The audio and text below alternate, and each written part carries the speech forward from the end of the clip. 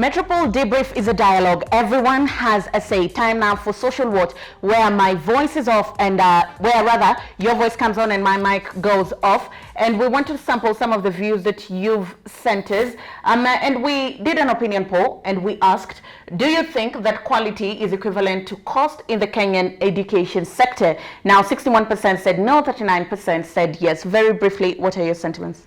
Yeah, that is true because, for instance, in the case of primary schools, we see that yes, whatever is perceived to be quality education is coming from private schools, which are costly. Yes. But however, in secondary schools, that's not the case. Most of the well-performing secondary schools are actually public schools, same as university.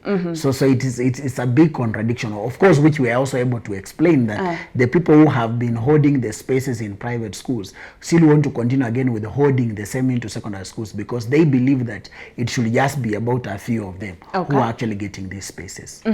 Now let's sample some of the feedback that you have shared on the Kakamega stampede. At Edward Haimba on Facebook said, rest in peace, children of Kakamega tragedy, innocent victims of an incompetent leadership. Instead of kids dying in an unnecessary school stampede, let's have politicians run over themselves while attending a UB40 concert. Shame, hashtag Ujinga system.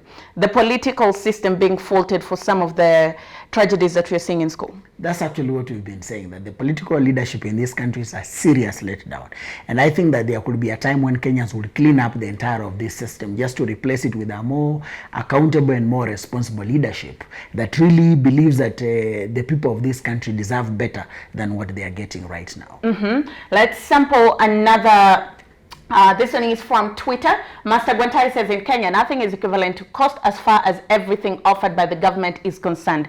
Kickbacks are amassed due to corruption by cartels, aka the political elite and their goons. Particularly in the build sector, we are seeing there are loopholes where for a couple of thousands you can get a building approved even if it doesn't adhere to the standards. That is true. We really need to really rethink about the law and the policy environment within which the building sector is happening in this country.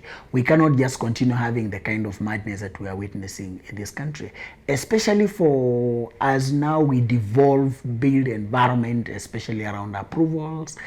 You look at the capacities that certain counties have and you really wonder whether they really have what it takes for them to just ensure that the development of the building industry really aligns with the goals of this country and that is quite sustainable. Okay, let's take a look at another tweet here.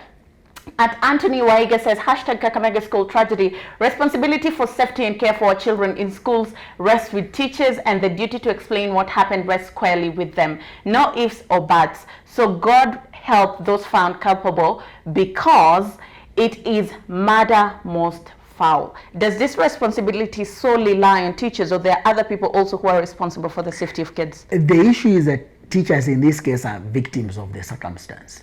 And their issue is the blame on them is they sat for so long on such things because it's not that teachers don't know that some of these schools are not safe. They know that they are not safe, but they choose also to put a blind eye on it and keep quiet to it. But I think that when we see unions perhaps come out to say that the way the Teacher Service Commission has done in Northeastern Kenya, that we will not put our teachers in areas where their safety is compromised, because this safety is not just about children alone; it's also about safety of the teachers. Yes. For the Teacher Service Commission to say that the Ministry of Education, unless it puts certain benchmarks in place, we are going to withdraw our teachers. Maybe it's the only way we'll have to make this Ministry of Education that has a thick skin like that of a hippopotamus for it to react, because for now I don't think that anything moves it. Well, that's Social Watch for you. People honestly express themselves. Let's take a look at another. We've already looked at this.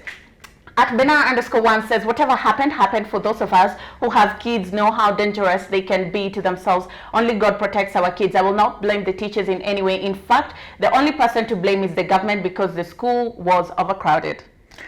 I don't think so, because there are certain measures which we can put in place. And if you look at the safety guidelines, they provide that there should be a safety audit. There should be safety committees in place. Yes. There are basic things which children can be taught. when you hear a scream, what do you need to do? Yes. When someone shouts fire, what are you supposed to do? Do we have designated exit points? So these are things that could perhaps happen. Okay. We should not religionize everything and godify everything the way we are trying to do right now. When there is bad manners and negligence the way it is happening, let's call it for whatever it is. This is something that we're able to avoid, because if someone was able to hear these children are screaming and children are well conscientious, and there are schools which actually have got good safety mechanisms in place. You visit a school such as St. Mary's Girls Boarding in Nakuru, and you see the kind of safety measure that children have been taught. Children can fight fire. Children know what first aid is. But this kind of lack of awareness that exists within the Kenyan public, it is something that we really need to deal with. So we should not just excuse it by saying that it was fate. It is not about fate. Someone slept on job. Someone has not done what is right, and we really have to call them out for what they are. Yeah. Okay, so Social Watch is a place where you get to openly express your views. So feel free to reach out to us. 20146 is the text number. Send us your thoughts, your comments. Who do you think is responsible for the Kakamega tragedy, and how should we go about in seeking justice for these kids, and also ensure that it doesn't happen again? At Peter Amunga here says, the disaster in waiting of Kenyan public schools. Kakamega Primary has a population of 3,000 students and 70 teachers. There are 3 masters on duty to look out for 3,000 students. One master looks over 1,000 learners. The school held 80 to 90 kids per class. Shame. That is true, and that's what I was saying, that we really need to think. If you want to have a large school, what is supposed to be the ingredients of making a large school? Okay. You cannot run a large school with 3,000 children the way you will actually be running a school with the 200 children. Okay. That is completely negligence on the part of the ministry. You should really know, and this is not the only school. There are many schools of this type. Kakamega, you go to those schools in Bungoma, you go to schools like Machakos, you go to school like Kitui Primary, you go to schools like Olympic, and many other schools that have got so many children. You have to rethink of how to manage and how to manage and how to deliver education in such contexts. Okay, let's take a look at another tweet. At Mikhail Mburu says, why do we celebrate schools having high numbers of students? How can a school with have 3,000 students? That's not an achievement. It's only a matter of time until overburdened social amenities begin collapsing. Close this school and split it now. This contradicts to the point where... It contradicts, and it's because Mburu is not appreciating the context in which we live in. Okay. And I should invite him to go and look at places such as Nigeria or places like China and ask himself, if China was to be splitting every school to have 200 children, what would happen in that country? You must think about scale. If this country we say that every person should live in a bungalow, what would happen? This city maybe will have stretched all the way to past Nakuru. But why is it that we started to start developing going upwards? It's because we recognize that for you to develop for scale and providing housing for as many people as possible, it is possible for you to concentrate people at a certain point. So that the is bottom line is philosophy. quality, quantity has to be matched up with quality. It really, the Exactly. configuration of the quantity has to be different from how we have configured it time and again. Yeah. Let's take a look at another. Very briefly, we shall be crossing over to Street Talk, and also feel free to keep sending us your feedback. 20146 is the SMS number, and we shall show sample that feedback. At YWF Kenya says, number 1, overpopulation, overcrowding. 2, lack of emergency drills and preparedness. 3, understaffing. 4, culture of yelling and rowdiness that makes it hard to distinguish between games and emergency will be to blame for this. All these are some of the things that you touched on. Especially that number 2 on the issue of lack of emergency Drills and preparedness. It is not just a problem facing education. Just walk out here and shout fire and see what will happen. People will be running without knowing where they are running to. People will be running towards each other.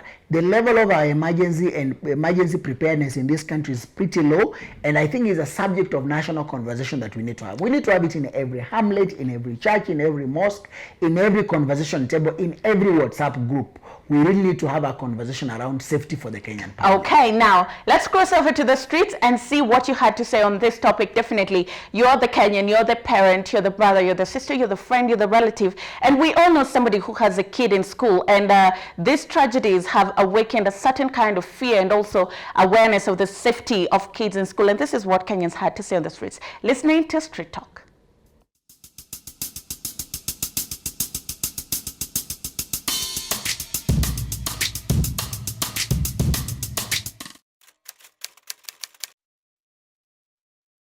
Nimesikia mingi sana.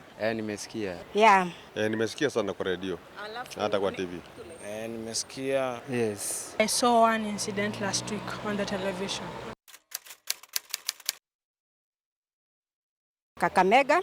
Yes, that the students who died in Kakamega, I was so stressed because of those kids. Kama ile ya hapa Ngando, hapa Ndaguret, ile ambayo iliporomoka na ikaua watu na ikaumiza wengine. Na hii ya juzi yenye imekuwa kwetu Kakamega pale. Umesikia kama ile ilikuwa ya juzi ya Kakamega? Walimu wasikizangi watoto at times, they ignore. Ajali ni wale walimu wanakosa majukumu tu, kuajibika tu upande yao tu. Kuna ile kutoanjibika vizuri, kutoangalia mijengo kulingana na standards. Kwa maoni yangu nafikiria ni bad planning. Ajali mimi naona ni kama zinaletwa tu na kujenga tu shule tu ati baada wajenge tu vile inafaa. Wajenga tu haraka haraka, wakule pia waangalie pia majira haya watu wenye wanaishi wapi hiyo nyumba. Waongeze the emergency exits like per class kukuwe na like 2 doors. Shule ikijengwa hata ikiisha, kuna wale mainjinia wengine waingie kwa ile shule alafu waangalie hiyo imejengwa namna gani. Kama imejengwa vyema wakubalie watoto waendelee na masomo, lakini kama haijajengwa vyema hiyo yafaa tena kubomolewa. The government should ensure that walimu wanachunga wanafunzi like all the time. Wale kebisha tu angalie pia hata apige tu inspection ile kama haijakamilika iende ikamilishwe vizuri kwanza sababu ya better tomorrow. Sasa tunaomba serikali iweze kwenda kuzunguka mashule zote, waangalie maisha ya watoto. Watoto wetu ni muhimu sana. Sentiments by Kenyans, quality check, quality check, quality check. Peter, it's been a pleasure having you, but your 30 seconds start now. Your parting shot. Camera 3.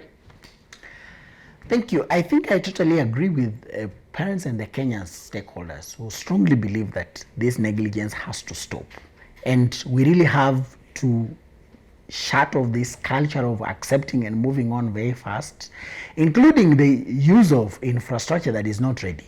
We really just need to call it out as it is. Let's value human life, because human life is not replaceable. We just have to do the right thing. The level of safety in this country is very low, and the duty bearers must just be called out for what they are. I cannot fault parents. In this case, the people who are largely to blame is the Minister of Education. And we hope the Ministry of Education will heed the call of parents, teachers, and even students to ensure that they're kept safe in school. Our children spend most of their times in school. It is only prudent that they feel safe, they're kept safe, and as every morning their parents allow them to go back to school, the Ministry of Education should ensure that every evening each child makes it safely back to their parents. That's all we had for you in this episode of Metropole Debrief. Keep talking to us. 20146 is our SMS line. # Metropole Debrief at Metropole TVKE. Always remember, Metropole Debrief is a dialogue, and everyone, and by everyone I mean you there right at home watching us, have a say. So never hesitate to share your thoughts with us. It has been a pleasure doing this. Let's see you next week for our episode, our final episode of season 2. It will be our season finale. So it will be an interesting episode. We'll see you then.